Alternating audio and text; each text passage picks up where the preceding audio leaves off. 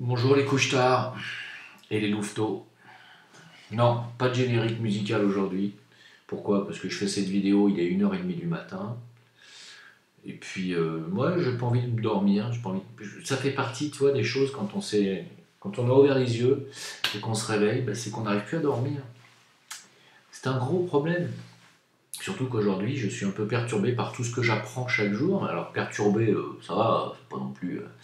Juste perturbé dans le sens où ça va exactement dans le sens de ce que je vous disais dans les 3 dernières vidéos que j'ai faites, notamment la dernière sur Bill Gates, que je vous invite à regarder, qui va mais complètement dans le sens de ce que je vais vous dire. Et malheureusement, je l'ai appris juste après.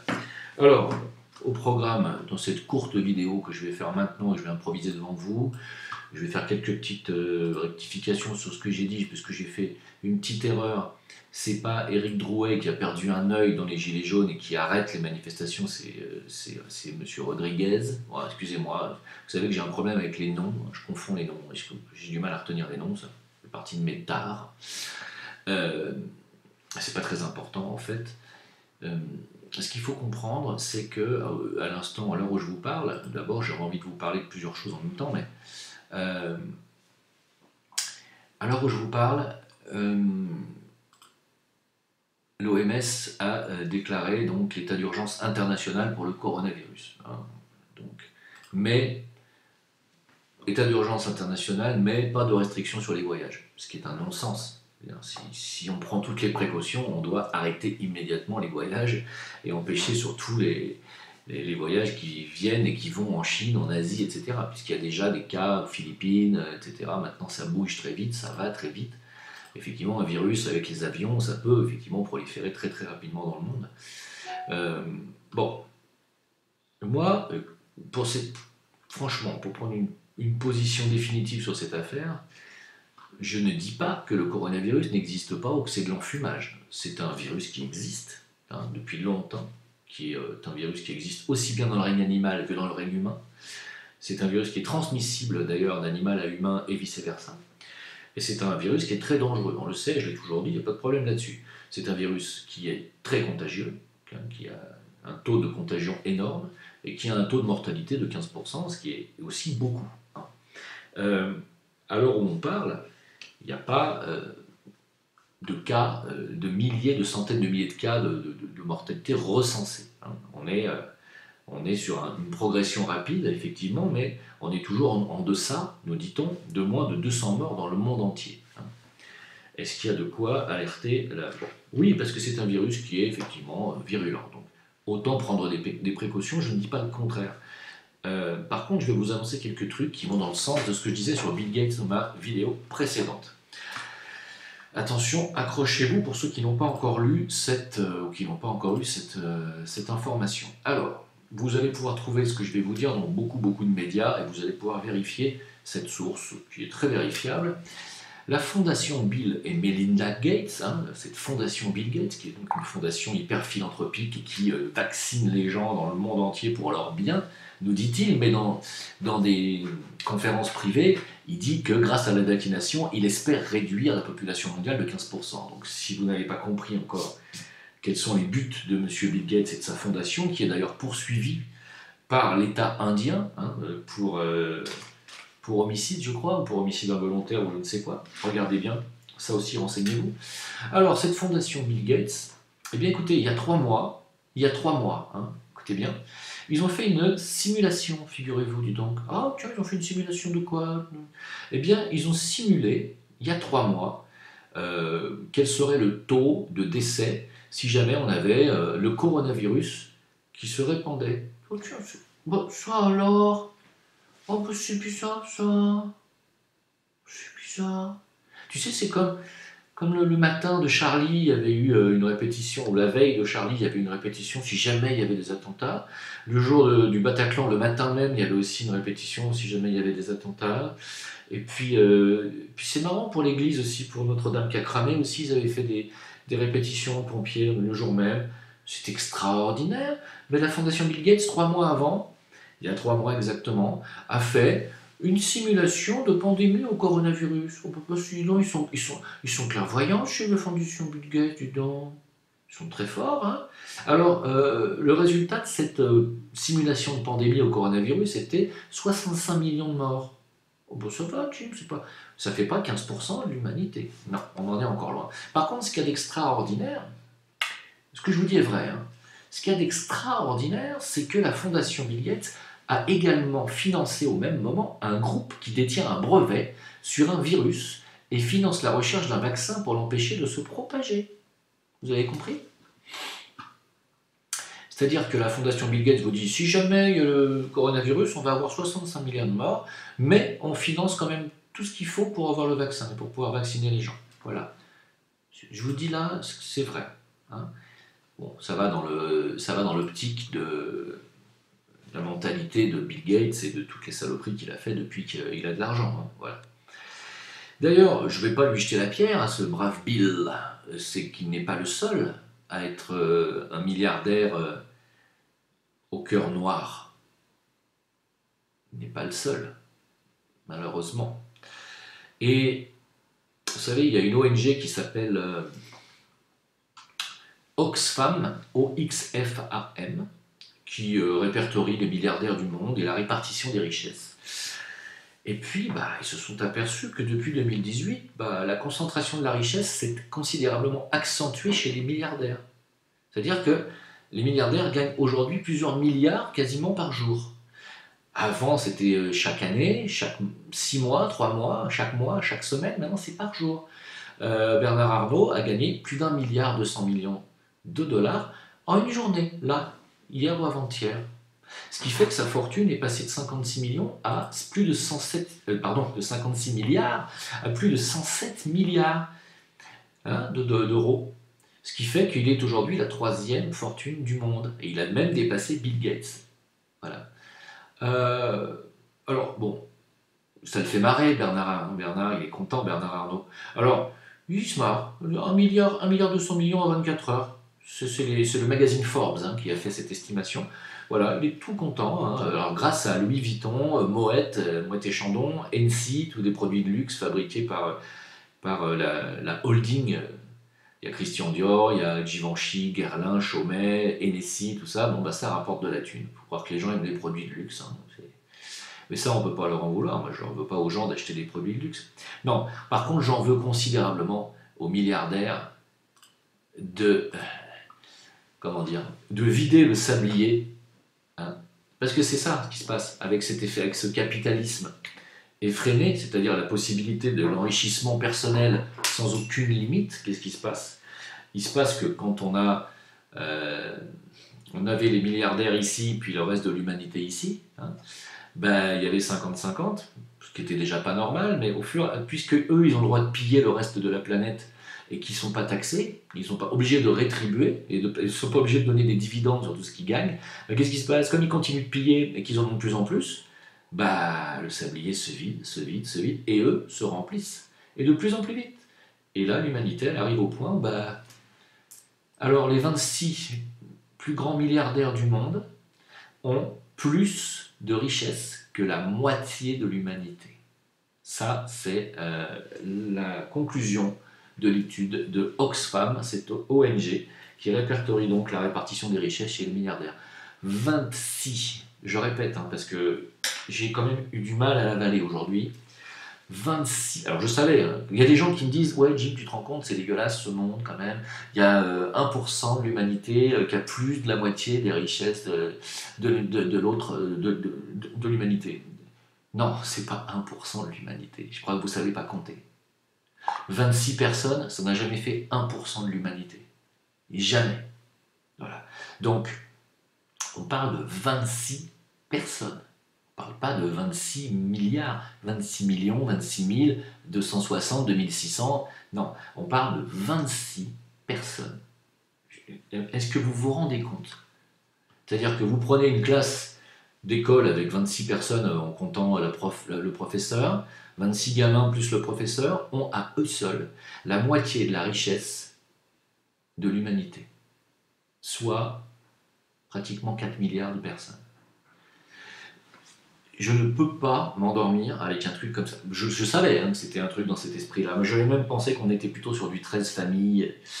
etc., etc., ce qui n'est pas faux non plus, hein, puisque tout ça, à la tête, on retrouve toujours les mêmes, les Warburg, les Rothschild, tous ceux qui sont d'ailleurs dans la Fédérale Banque américaine.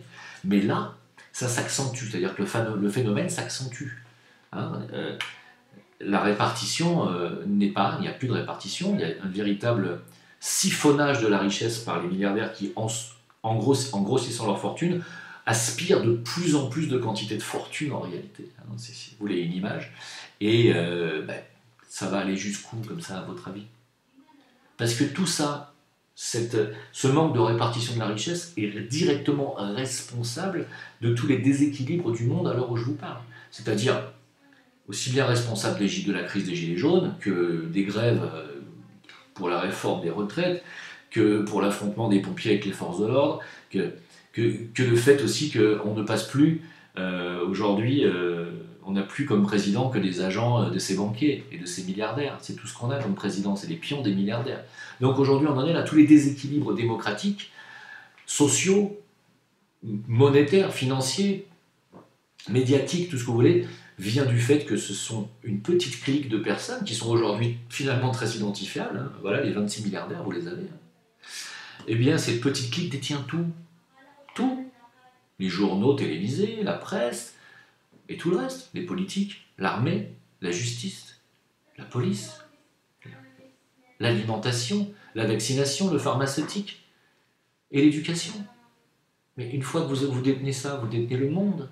Et eux, ils détiennent le monde. Et comme ils ont un idéal pratiquement qu'ils partagent entre eux, qui est celui de mettre en esclavage le reste de l'humanité, je ne vais pas me répéter encore, ils marchent main dans la main, les 26, hein. Ils s'amusent, ils font mumuse. En aucune façon, à aucun moment, aucun d'entre eux n'a dans sa bouche le discours de vous dire « on va vous rétribuer, on va donner, on a trop ». 107 milliards d'euros pour une personne. Mais je crois que si les gens ne réagissent pas, c'est parce qu'ils n'ont pas la notion des chiffres. Déjà, on vous dirait, allez, on vous donne 1 million d'euros, aujourd'hui, vous seriez très heureux. Allez, même 100 000, je vous dis, tiens, je vous donne 100 000 euros, vous allez me dire, putain, merci Jim, tu me sauves la vie, grâce à toi, je vais pouvoir avoir une retraite, je vais pouvoir, si j'ai 65 ans aujourd'hui, grâce à ces 100 000 euros, je vais pouvoir vivre jusqu'à la fin de mes jours, décemment. 100 000 euros. Hein. Si je vous dis, allez, je vais vous donner 10 fois ça, je vais vous donner 1 million d'euros. Vous allez me dire, putain, c'est génial, grâce à 1 million d'euros, aujourd'hui j'ai 40 ans, j'ai 2 enfants, une femme, je vais pouvoir acheter une maison et je vais pouvoir aussi capitaliser jusqu'à la fin des jours de tout le monde et on va sauver la famille. 1 million d'euros. C'est beaucoup, hein. Ah ouais, c'est beaucoup. Hein. Là, on n'est pas là. Si je vous dis, je vous donne, allez, je vais vous donner 10 fois ça, 10 millions d'euros.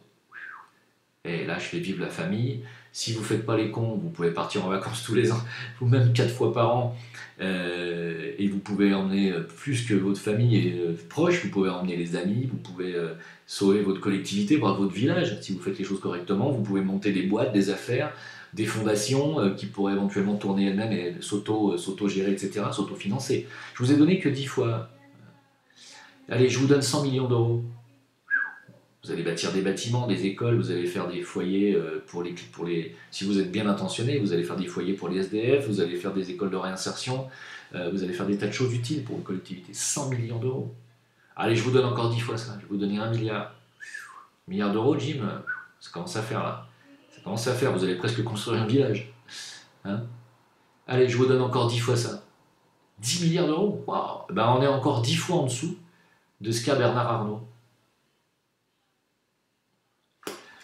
Ça fait mal au fion quand même, non? Ça fait quand même mal au fion. Hein? Je ne les ai pas entendus dire, ni les uns ni les autres, on va donner 50% de ce qu'on a à la collectivité. Non. Jamais. Si, Bill Gates va vous dire, mais moi avec ma fondation, j'ai reversé, hein, j'ai donné 30 milliards d'euros, hein, oui, à Coca-Cola. Bon, hein, j'ai déjà expliqué tout ça dans la vidéo précédente, regardez-la. Tout ça pour faire du profit, certainement pas pour aider l'humanité. Et tout vient de là. Tout vient de là. Tous les problèmes viennent de là. Et uniquement de là. Alors, moi, j'ai envie de vous dire, au final, qu'est-ce qu'on fait? Alors, qu'est-ce qu'on fait? On continue comme ça, on les laisse faire? où on exige immédiatement d'en parler et de ne parler que de ça dans les médias. Il faut absolument enrayer ce processus capitaliste effréné. Alors, je ne suis pas moi-même un anticapitaliste, je ne suis pas un marxiste, ça ne m'intéresse pas, mais vous voyez bien que ce système-là est une horreur, une erreur bien sûr, et une horreur. Ce système est un système de pillage au profit d'une petite caste, et non pas de 1% de l'humanité. 1% de l'humanité, c'est pas ça. Eh non, 1% de l'humanité, ça fait quoi à votre avis? C'est 70 millions de personnes, 1% de l'humanité. C'est pas 26 personnes, 70 millions de personnes, même 75 millions pour être exact. C'est ça 1% de l'humanité, c'est pas 26 personnes. On en est très très loin des 1%, on est à 0,00000. C'est combien? Je vais pas chercher. Donc, tout ça pour dire que ces gens-là tiennent le monde par la banque, par les finances, par toutes les magouilles qu'ils font, industrialo, tout ce que vous voulez, financières, et voilà, sur l'armement surtout, ils gagnent du pognon partout dans tout ce qu'ils font. Voilà. Parce que quand tu es riche, c'est facile d'être encore plus riche. Tu ne peux pas t'arrêter d'être riche quand tu es riche. Quand tu es pauvre aussi, malheureusement, tu ne peux pas t'arrêter d'être pauvre. C'est ça le problème. Et donc, qu'est-ce qu'on fait? Moi, je vous pose la question. On continue à manifester pacifiquement avec des gilets jaunes en attendant qu'ils baissent un peu les taxes sur le pétrole? On attend qu'ils nous crèvent les deux yeux en nous disant on vous emmerde? Qu'est-ce qu'on fait? Est-ce qu'on continue à manifester pacifiquement? Moi, je sais pas. C'est une question que je soulève. J'attends vos réponses. Hein. J'ai pas la réponse, moi. Moi, j'ai juste envie de dire, tant que les gens ne se réveillent pas à ce que je viens de dire, moi, c'est cassos. Hein. Moi, je pense à ma gueule. C'est fini. Soit on se réveille, à ce moment-là, on travaille tous ensemble dans un esprit de collectif et d'émancipation de l'humanité, soit les gens continuent à roupiller, et moi, je pense à moi. Je fais comme vous, comme eux. Qu'est-ce qu'on fait? Non mais, je sais pas. Alors, le pire, c'est qu'on continue à mettre notre argent dans les banques, on ne le retire pas. Hein. Les Libanais, eux, ils aimeraient bien le retirer, mais ils ne peuvent plus, hein, parce que leur banque a fait faillite, je le répète encore. Aujourd'hui, on nous passe cette histoire de coronavirus, c'est pour noyer le poisson, hein, c'est pour noyer l'écroulement bancaire et financier qui arrive. Et on ne traite pas les banquiers d'escrocs. Vous n'allez pas le matin, vous, dans votre banque, en disant « Aujourd'hui, je retire un peu de thunes, hein, bande d'escrocs. » Vous leur dites pas ça. Non. Par contre, je vais revenir un petit peu, je vais parler un peu du Bitcoin et du Zincoin. Le Bitcoin, vous avez vu qu'avec la crise boursière qui est impactée par cette histoire de coronavirus, parce que les gens ont peur, hein, bon, ça fait chuter la bourse. Et qu'est-ce qui se passe? Ça fait grimper le Bitcoin. Hein. Donc vous avez bien compris que quand le système financier va s'écrouler, les cryptos vont grimper, hein, c'est QFD. Donc, on continue à nous traiter d'escrocs sur le Zincoin. Moi, je tiens quand même à rappeler, je rappelle une dernière chose, et après je parlerai 2 minutes du Zincoin si vous le voulez bien, parce que Karim a fait une vidéo ce soir et je vais relayer ses propos, que la vision du Zincoin repose sur le développement des collectivités africaines et des États. Voilà. Donc le but de la blockchain Waitio qui arrive pour accueillir bientôt le Zincoin comme crypto-monnaie à part entière, Waitio a pour but non pas de rétribuer 100% des transactions sur cette blockchain uniquement aux mineurs, non, comme le font le Bitcoin, l'Ethereum et toutes les blockchains du monde, non. Waitio est la première blockchain à proposer uniquement 50% aux mineurs, 25% aux collectivités, c'est-à-dire aux villes, aux villages, et 25% aux États. C'est la seule blockchain qui propose ça, c'est une véritable vision humaniste. Et malgré tout, on nous dit, vous n'avez pas de vision, vous n'avez pas de projet, vous êtes des escrocs. Tous ceux qui nous disent ça sont des gens qui n'ont pas mis 1 centime dans le Zincoin. Tous ceux qui ont acheté savent très bien pourquoi ils ont acheté, parce qu'ils sont conscients de cette vision humaniste et de ce but humaniste de Waitio et du Zincoin. Hein, voilà. Mais on nous traite quand même d'escrocs. Nous sommes un scam. Très bien. Alors nous sommes un scam qui est depuis 1 mois maintenant sur Bbox, une plateforme d'achat. Un scam qui est stabilisé aux alentours de 60 centimes d'euros, de dollars, et qui se trade tous les jours, et qui, bien entendu, est hyper prometteur puisque la blockchain arrive, comme vous le savez, tout comme plein d'autres événements dont je ne peux pas vous parler, mais vous le saurez d'ici quelques semaines. Voilà. Donc, soyez patients. Alors, pour tous ceux qui ont investi dans le Zincoin, qui font partie de l'ICO, c'est-à-dire qu'on a acheté par mon biais celui de Diodo et pendant l'ICO, et qui ont ensuite acheté ou transféré leurs Zincoin sur IDAX, la première plateforme qu'on a choisie et qui malheureusement a été expulsée de la Chine et qui désormais apparemment semble faire faillite, eh bien semble faire faillite, et ça risque de durer plusieurs mois, voire plus que ça. Là, l'équipe Zincoin a décidé, si vous faites partie de l'ICO, des acheteurs de l'ICO, de vous rembourser tous les Zincoin que vous avez achetés sur IDAX, à partir du moment où Wetio sera déployé. Voilà, c'est clair, nous sommes la première crypto au monde dans l'histoire de l'humanité à rembourser intégralement sa communauté qui a acheté pendant l'ICO. Voilà, et ça sera dans quelques jours, quelques semaines. Donc, j'espère que vous êtes rassurés. Ça y est, vous avez compris qu'on n'est pas des voleurs, qu'on n'est pas parti avec la caisse, qu'on ne vous a pas volé l'argent. C'est bon? Vous avez compris à qui vous avez affaire? Bien. Maintenant, pour ceux qui n'ont pas acheté pendant l'ICO, qui n'ont pas fait partie de la communauté Zin, ni de la communauté Jim ou la communauté Diodo, ceux qui ont quand même acheté ensuite sur IDAX, eh bien, ça sera au cas par cas, mais ceux-là seront quand même remboursés aussi, dans la mesure où ils devront racheter 15% sur Bbox, 15% de leur investissement à IDAX, ils devront racheter ces 15% sur Bbox et ils seront remboursés de leurs zins d'IDAX par l'équipe Zincoin. Voilà. C'est tout de même extraordinaire. Donc je tenais quand même à vous en faire part, voilà, parce que je trouve que c'est quand même, ça démontre quand même une solidité morale, d'éthique, parce que nous ne sommes quand même pas responsables de ce qui s'est passé sur IDAX. Hein. Cette plateforme a été expulsée par un État, qui est la Chine, et c'est quand même pas de notre fait, hein, mais on assume. Voilà. Donc c'est quand même énorme, je tenais à vous le dire. Et puis, ce que je voulais vous dire aussi,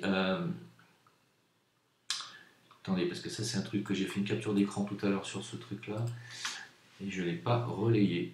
C'est dommage. Mince. Aïe. Je voulais vous montrer une citation que j'ai trouvée géniale. Et c'est bizarre parce que je l'ai foutu sur mon mur et apparemment ça n'a pas enregistré. Donc c'est dommage. Alors, tant pis, hein, c'est pas grave. Hein. Ah si. Ah non. Non, ça n'a pas enregistré. Bon, tant pis. Ah si, c'est enregistré, je me disais, je suis pas fou quand même. Vous connaissez George Carlin? Ça vous dit quelque chose, George Carlin? Non? Bon, renseignez-vous sur qui est George Carlin. Il a dit, écoutez bien, parce que ça résume absolument, finalement, des centaines de vidéos que j'ai faites ces derniers temps sur le déséquilibre mondial, sur la démocratie qui est en train de laisser place à une dictature, sur l'élite qui dirige, Il a résumé en quelques phrases finalement mes dizaines de vidéos. Alors, je vais vous citer la phrase. Écoutez bien, elle est très simple. Il a écrit « Oubliez les politiciens. Les politiciens ont été mis en place pour vous donner l'impression que vous avez la liberté de choix. Vous ne l'avez pas. Vous n'avez aucun choix. Vous avez des propriétaires. Ils vous possèdent. Ils possèdent tout. » Je trouve que ça image parfaitement ce que je viens d'expliquer juste avant avec les 26 milliardaires qui tiennent la moitié de la richesse mondiale et des intentions de Bill Gates avec sa vaccination et toutes les saloperies qu'il va bien pouvoir faire avec ses milliards. Voilà. Donc, effectivement, ils tiennent tout, y compris les politiciens, et c'est pas la peine de nous parler derrière ça d'élections, c'est pas la peine de nous parler derrière ça de démocratie, il n'y en a pas. Vous avez compris. Voilà. Bien. Les gens et les personnes qui ont le pouvoir de changer les choses aujourd'hui sont des gens qui sont autorisés à le faire par l'autorisation de l'élite milliardaire. C'est tout. Les autres n'ont aucun pouvoir. Voilà. C'est pour ça que des gens comme moi n'auront jamais le pouvoir. Jamais. Voilà. Même si un jour j'ai 500 millions d'euros grâce aux Zincoin, je n'aurai jamais le pouvoir. Tout ce que je pourrais faire, c'est utiliser cet argent pour faire des choses autour de moi, positives, et puis c'est tout ce que j'aurai l'autorisation de faire, rien d'autre. Ce qui est déjà beaucoup, hein, et je pense que de toute façon, aujourd'hui, la responsabilité de chacun, elle est là. Si vous avez des moyens, vous devez aider votre communauté, votre collectivité. La rétribution devrait faire partie, aujourd'hui, de l'éthique mondiale de chacun. Alors, ces milliardaires ne veulent pas en entendre parler, mais nous sommes au-dessus de ça. Nous sommes moralement au-dessus de ça. Hein. Qu'est-ce que je voulais vous dire aussi? Oui, Alors, je voulais parler de cet humoriste qui a eu le droit de traiter Jésus de pédé. Il n'y a pas de problème, hein, c'est pas un blasphème. Hein. Donc ça va bien encore une fois dans cet esprit de déchristianisation, d'humiliation du Christ, etc. etc. C'est la France, encore une fois, je tiens à vous le rappeler. Hein. Il n'y a pas grand-chose d'autre à rajouter en réalité. Qu'est-ce qu'on pourrait dire de plus? Pas grand-chose d'autre à dire. Hein. Voilà. Donc, je vous avais dit que ce serait... Excusez-moi, je vous avais dit que ça serait une courte vidéo. Je n'ai pas l'intention de faire beaucoup plus long. Je pense qu'il y a beaucoup de choses finalement dans ce contenu. Vous en faites ce que vous voulez. Si vous considérez qu'effectivement il est temps de se réveiller et peut-être de rejeter ce système entièrement. Je dis bien entièrement. Parce que quand on apprend que 26 personnes ont autant d'argent que la moitié de l'humanité, ça devrait faire tilt dans la tête des gens. Ça n'est pas normal que personne ne réagisse. Ça n'est pas normal. Alors, deux dernières petites nouvelles. Primo, je suis très heureux de la signature du Brexit. Je suis très heureux pour les anglo-saxons. Je suis très heureux pour eux. Pour les Britanniques en général. Parmi eux, je pense qu'il y en a qui s'imaginent que ça va être terrible pour eux. Non, ça va être magnifique pour eux. Ils vont pouvoir s'enrichir, ils vont pouvoir récupérer leur liberté. Et vous allez voir que malheureusement, si la France ne suit pas le même chemin, qu'il y a des pays qui vont sombrer, c'est-à-dire l'Allemagne et la France notamment, et qu'il y en a un qui s'en sortira, ça sera l'Angleterre, il n'y a pas de problème. Et je vous le parie, je prends les paris. Vous voulez qu'on parie tout de suite?